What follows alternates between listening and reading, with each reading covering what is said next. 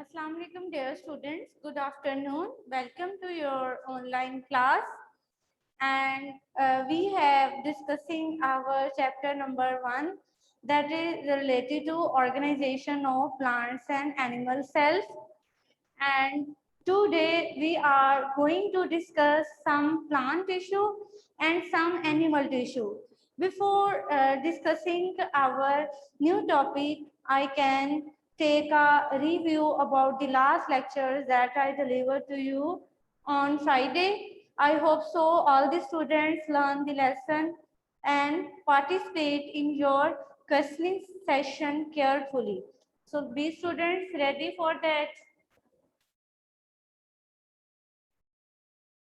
Yes. Now students, Move on. tell me what is tissue. Minahil Fatma, tell me the answer. What is tissue?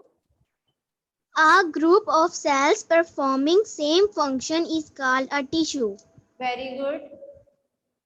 Now student can tell me unicellular organism. Minahil answer it. Minahil Shehzad, tell me the answer. The living organisms made of only one cell are called unicellular organisms. Very good. Define multicellular organism. On, tell me the answer. The living organisms made of more than one cell are called multicellular organisms. Very good.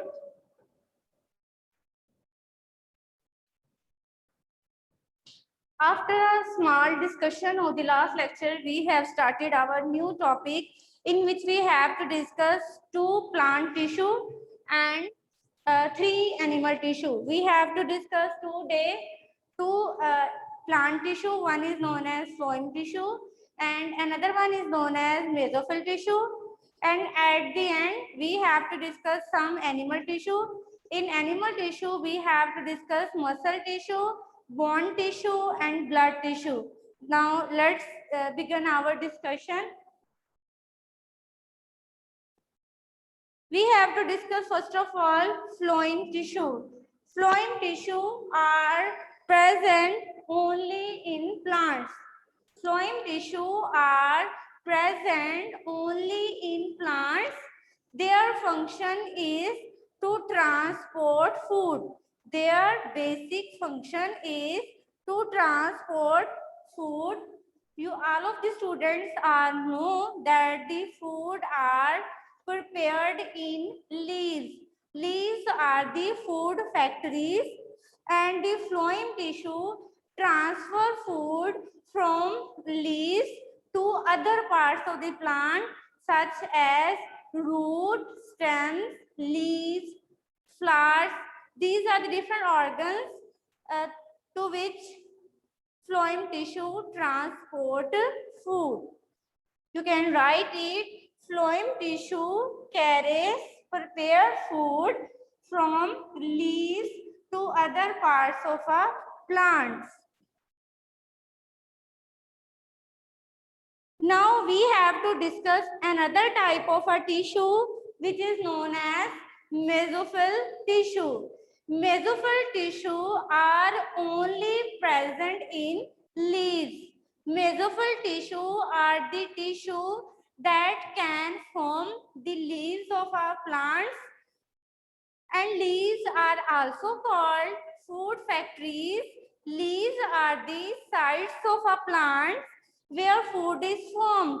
In this way, we can say that mesophyll tissue are the type of a tissue which can make a leaf, and in this way we can say that mesophyll tissue prepare a food because they form a leaf, and leaf are the sites of the food formation.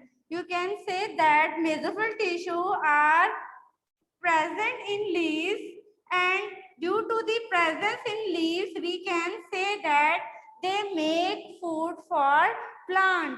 All the food that are formed in plant are due to a mesophyll cells because mesophyll cells are present in leaves.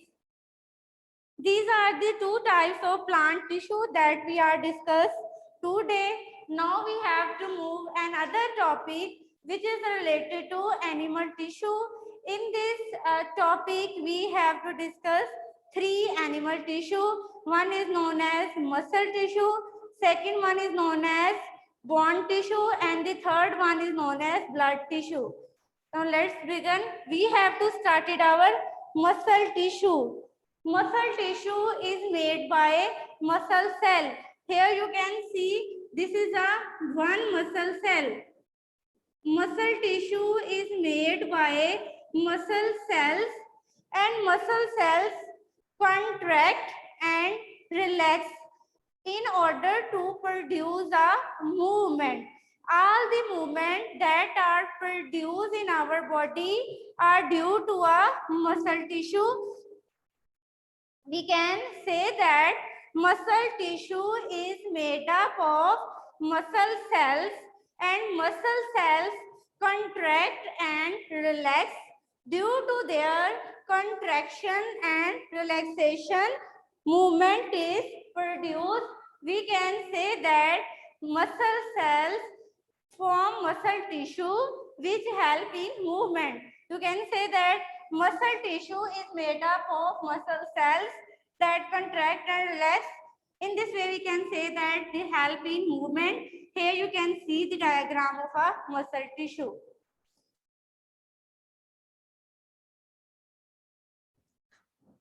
Students, now we have to discuss our second tissue in animal, which is known as bone tissue. All of the students are well aware about the structure of our bones. Bones are solid and strong. They are made up of bone cells. Bone cells are organized to form a bone tissue. Bone tissue perform an important function in our body.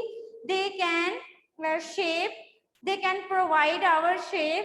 Moreover, they can protect our internal organs.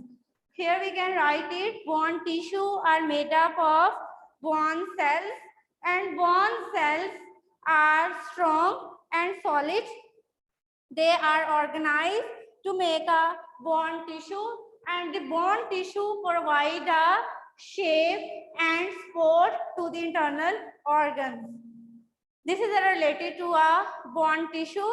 Now we have to discuss about the last tissue, which is known as blood tissue. Blood tissue are made up of blood cells.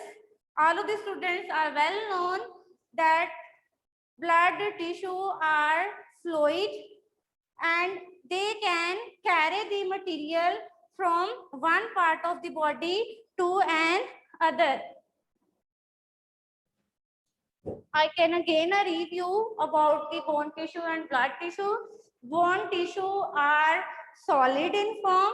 They are very hard, and their basic function is to provide a shape and support to the body. Now we have to discuss blood tissue. Blood tissue is a fluid form. They can transport materials from one part of the body to another. You have to learn these contents we have discussed today. If you have any problem, then you can ask me.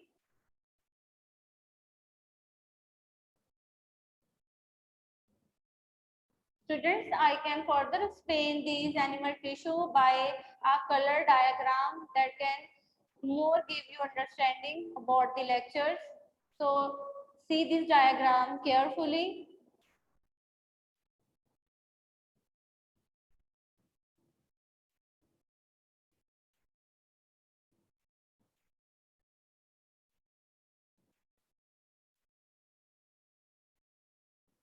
Here you can see there are different types of animal tissue, but we have to discuss only those tissue that we have learned today. You have to discuss muscle tissue. Here you can see there is a muscle tissue. There are muscle cells. These muscle cells contract and relax to bring about a movement. And next you have to study about bone tissue. Bone tissue are made up of bone cells. Bone cells are strong and hard, and they can provide a shape and support to our internal organ. And the third tissue that we discussed today is known as blood tissue.